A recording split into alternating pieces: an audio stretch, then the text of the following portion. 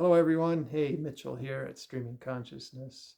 Um, I'm really looking forward to taking you into a meditation today.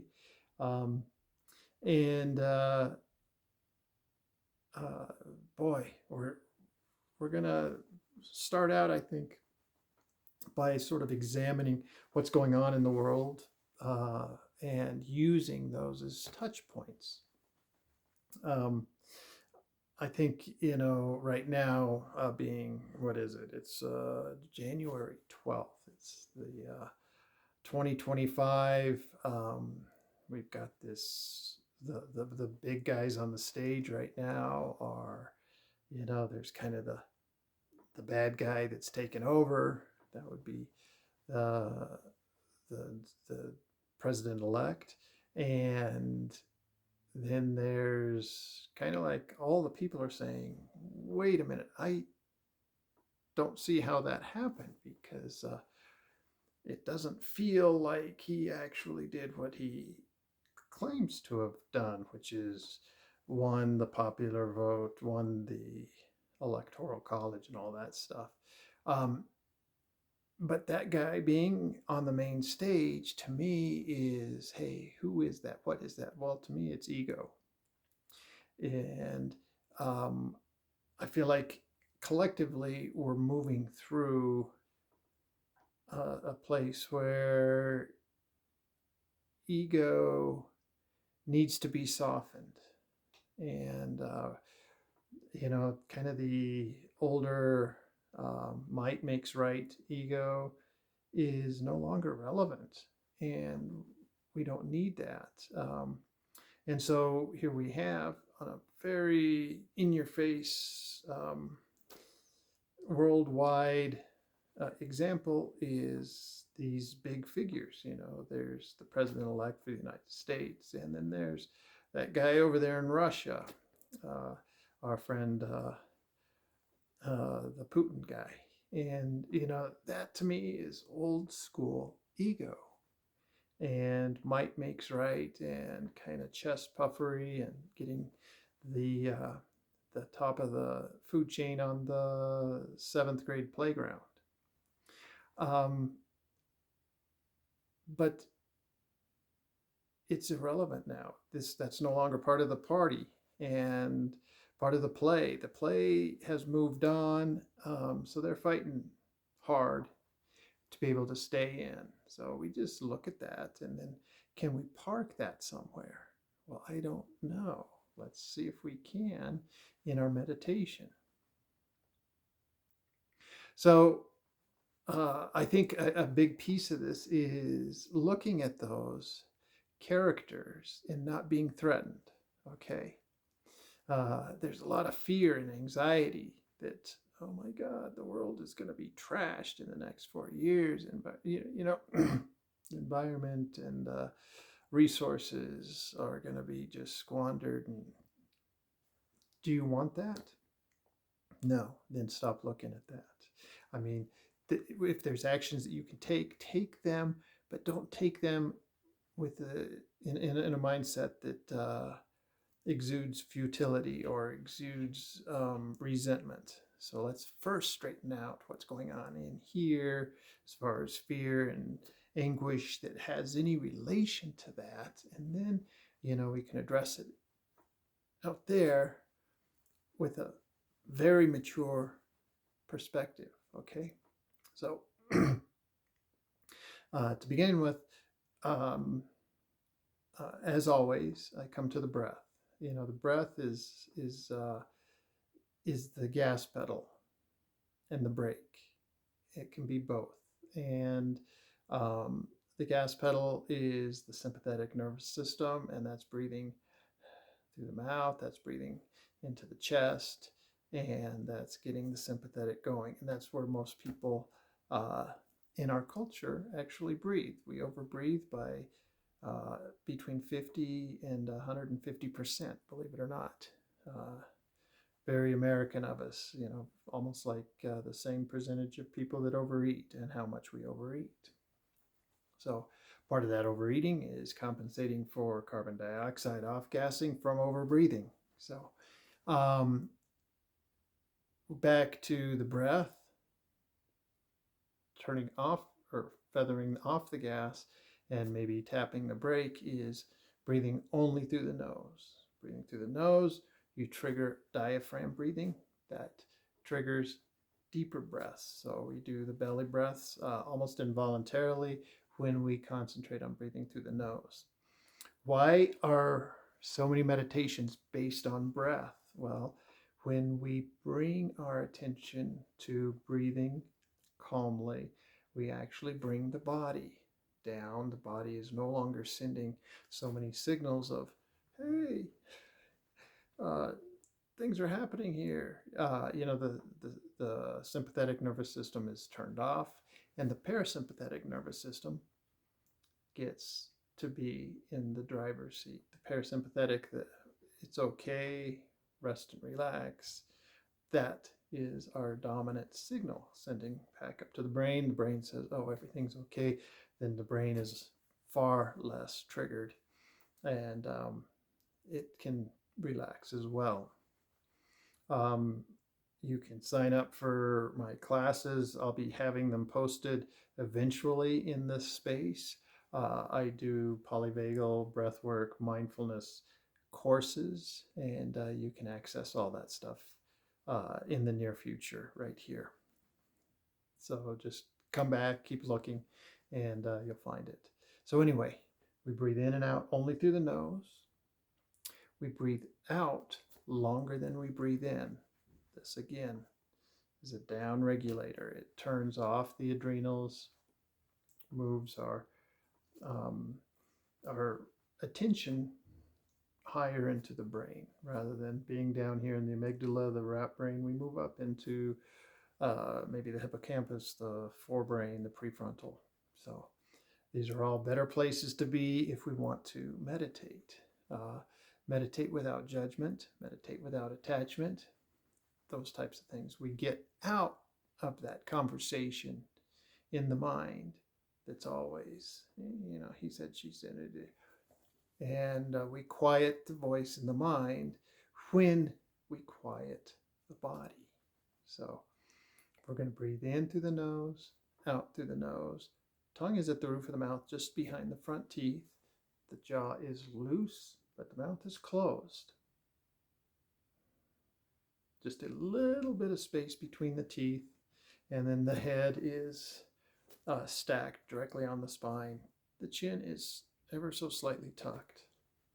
This is all to help open the airways, help the breath, help the flow of energy, but also help the flow of breath, which is the prana, the pranayama. Prana meaning the life force. So we breathe in through the nose, out through the nose.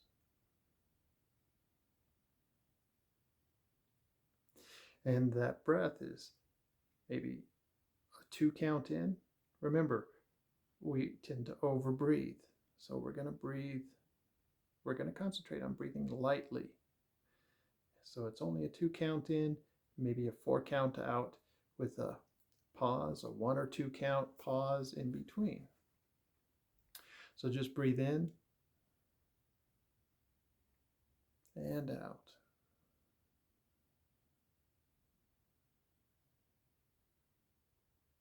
Breathe in and out.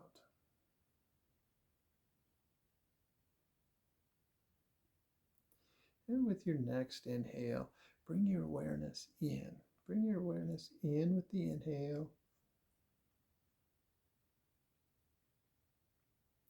And our awareness is coming all the way down into our abdomen, into our diaphragm.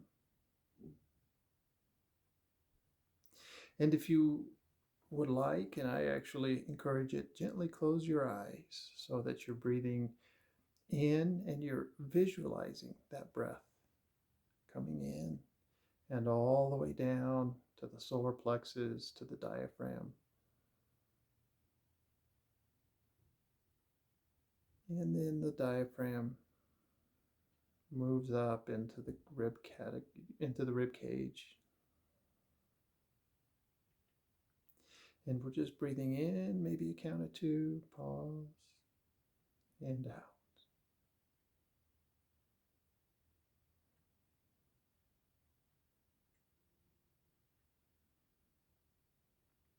And now, with your eyes closed and your awareness down in your solar plexus, keep your awareness there. So you breathe in, you pack that awareness down inside, and you exhale, but you keep your awareness right there.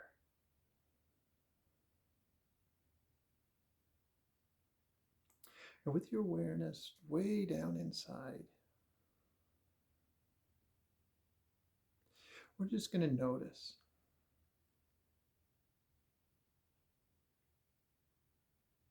We're going to notice anything inside that has a want or a need that is maybe asking too loudly, that's very, very insistent, kind of like a 2-year-old throwing a tantrum. And again, we're working with letting go of the ego today.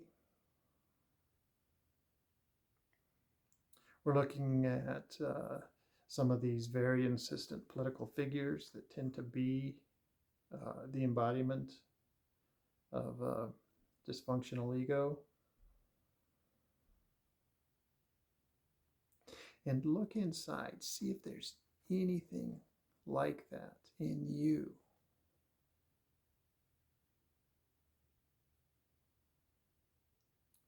That one that maybe has insecurities, that's grabbing for more, that would take more than its share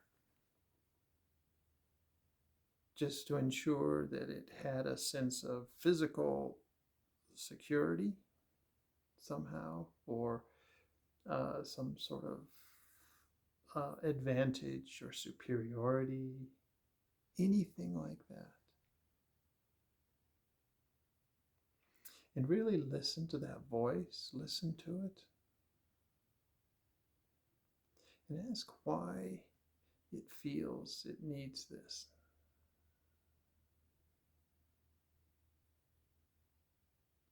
And then ask, what is it that you can do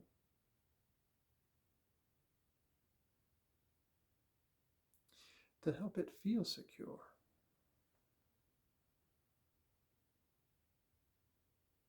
To help it feel calm?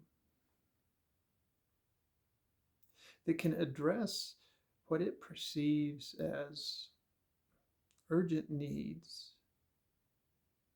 unfulfilled needs. Listen and do what you can to answer.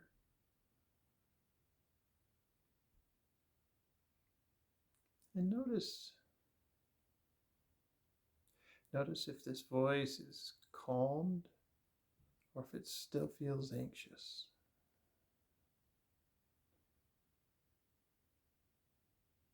And gently listen, attentively listen.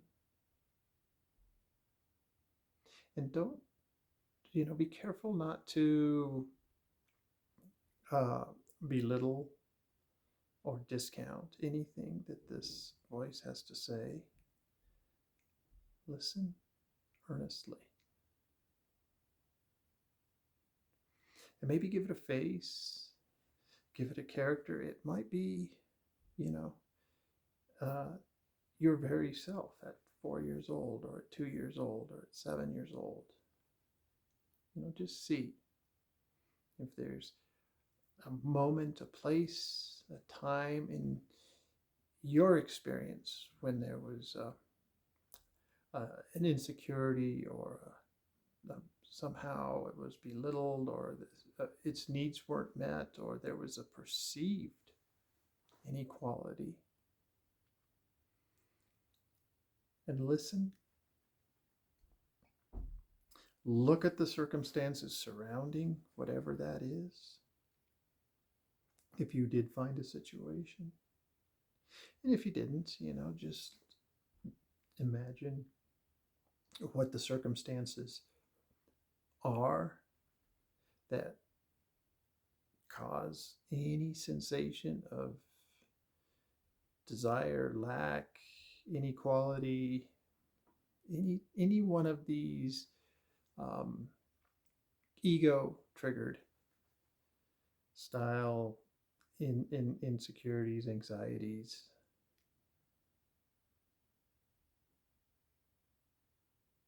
And now let's address this very same voice inside, this maybe inner you, this younger you, this voice of whoever it may be, with appreciation, and say, hey, thank you. Thank you so much for bringing this to my attention.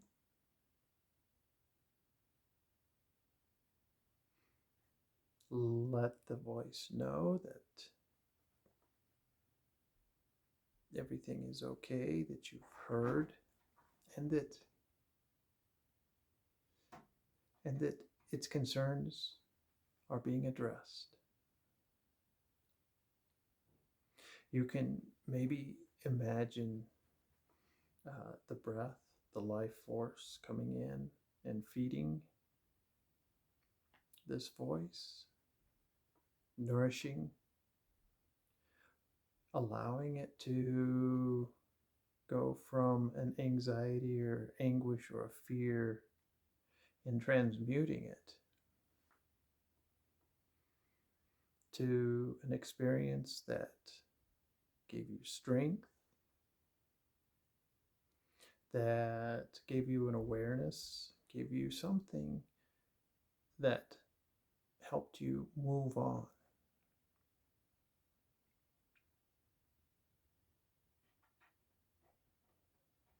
And sit with this for a while in this regard.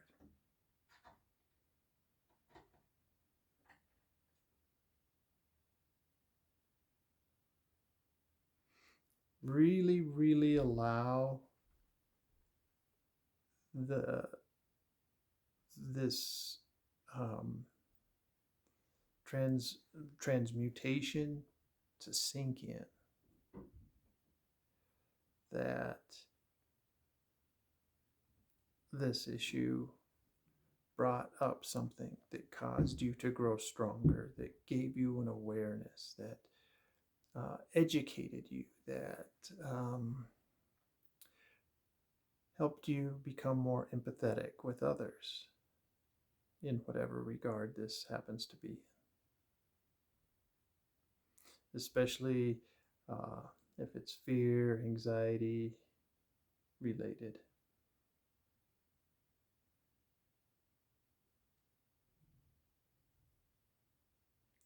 And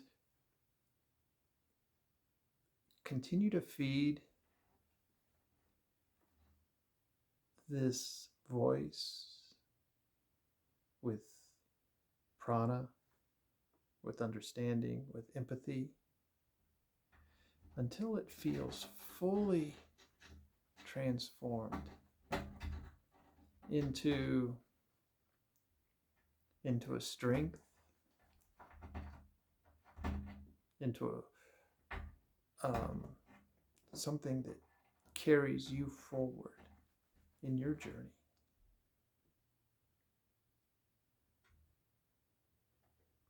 And continue to bring your breath in and down.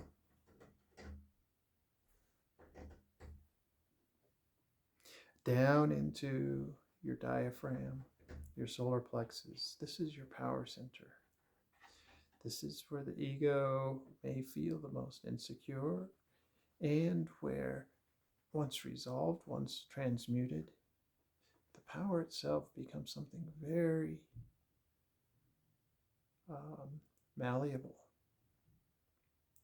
far less rigid and defensive than what was there. It becomes something infinitely flexible.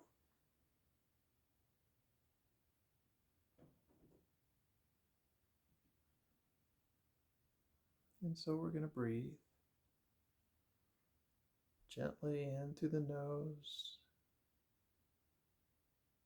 pause, and exhale. And bring your awareness back only to the breath.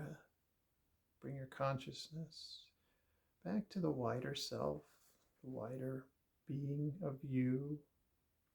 Maybe you've been very focused on this one voice. And now that it's transmuted into a strength, see back up a little bit and see how it fits in with the greater self that you've become. And continue to back up until you're here in the present day, in the present moment. And feel a sense of resolve, at least for this one little thing. And be aware that even though you've maybe addressed one little thing, there's going to be more to come. And that's the beauty of this life experience, is there's never a lack for experiences.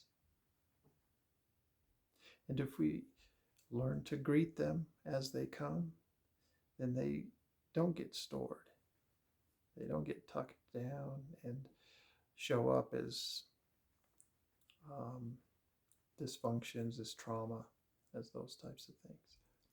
But bring your breath back into this wider sense of self.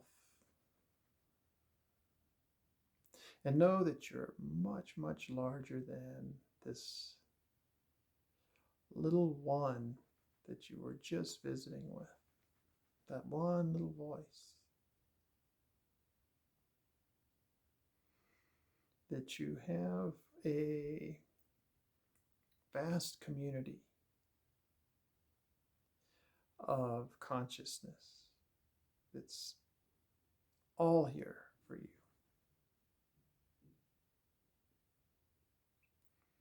And bring your attention back to the breath. Feel the air of the here and now. And maybe gently open your eyes, and just enough to allow light in. And if there is any registering of any items, don't give them labels, don't give them names, just be present. And as you fully open your eyes, allow that experience of the space around you to unfold as something new.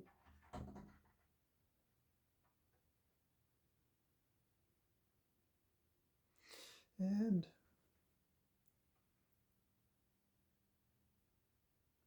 with your breath, notice maybe something different inside. Something's been transmuted from maybe a trauma or an issue or a fear or an anxiety to a strength. And know that this can happen over and over and over again, and that we will be practicing doing just this, transmuting fears, anxieties. We'll be using physical exercises as simple as just breath work and imagery and mindfulness. So that's our meditation for today. Thank you so much. I hope you enjoyed it. Please press like, subscribe, and I'll continue to send out more meditations. You have a wonderful, wonderful day. Bye-bye.